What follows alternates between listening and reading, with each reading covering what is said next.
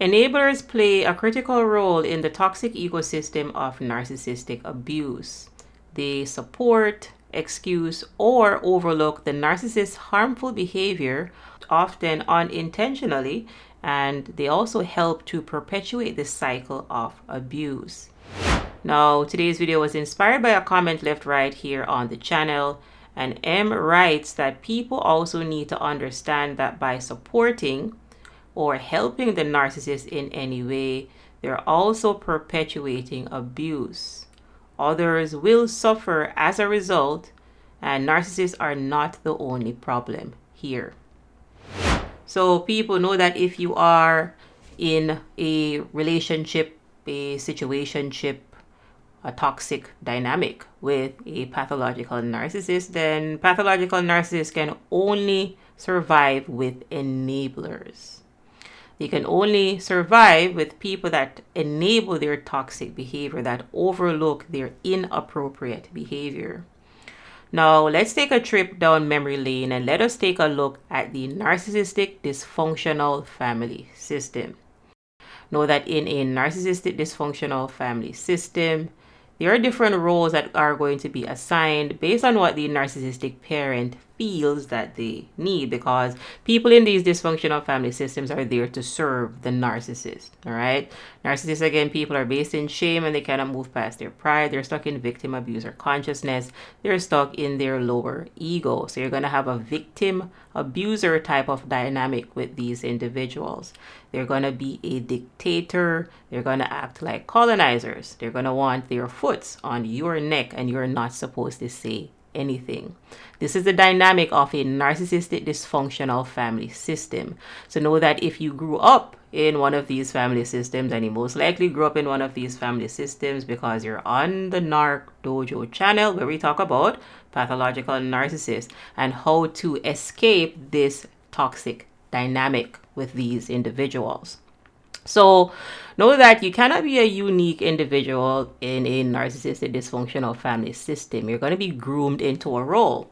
And if you're listening to this video, then the roles that you are most likely assigned are that of scapegoat and or lost child.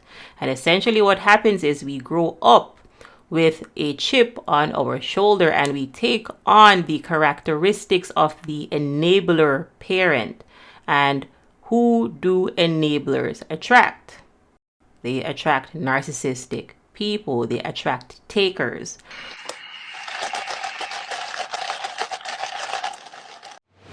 So because we were groomed to overgive, to overextend, then we encounter abusers, people that love to take. They don't love to give.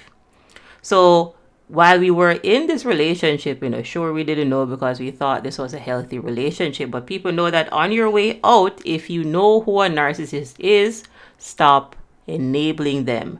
Narcissists need supply. They need your energy, your attention, your validation, your reflection.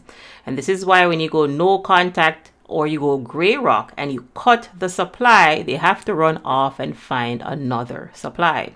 Just like vampires, always looking for someone to suck the life out of.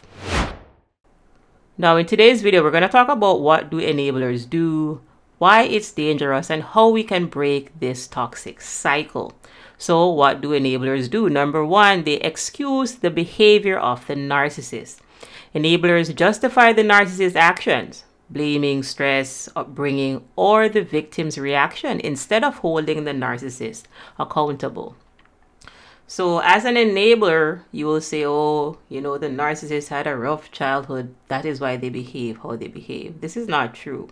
There are a lot of people that have dysfunctional childhoods and they grow up to be pretty decent people. Now, narcissists behave how they behave because they believe in inappropriate behavior.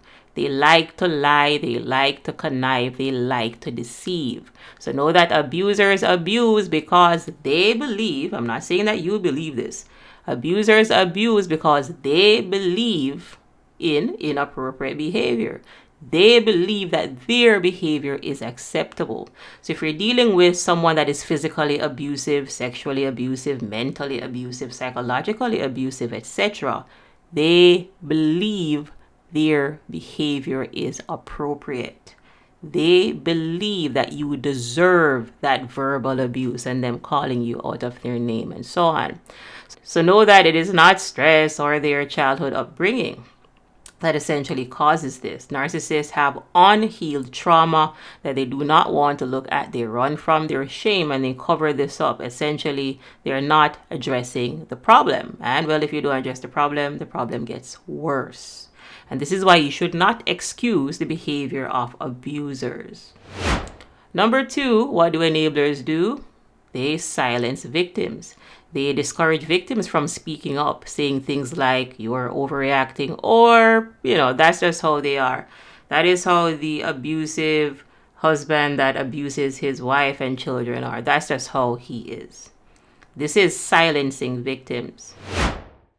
Number 3, what do enablers do? They reinforce the narcissist's false reality.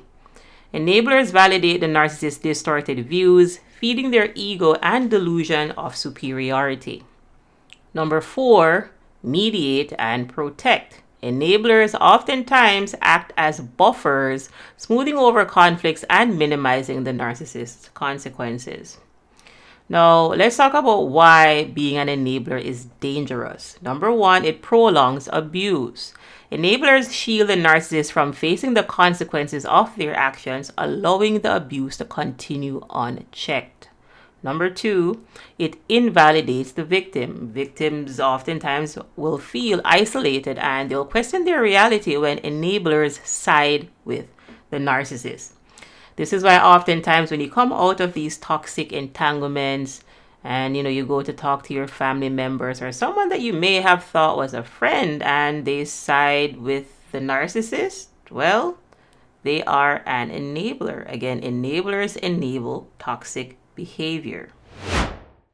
And know that anybody that sides with your narcissistic abuser is truly not your friend. They are a frenemy. Number 3, this empowers the narcissist. This is why it's dangerous. The narcissist relies on enablers to maintain their control and dominance, making it harder for them to break free.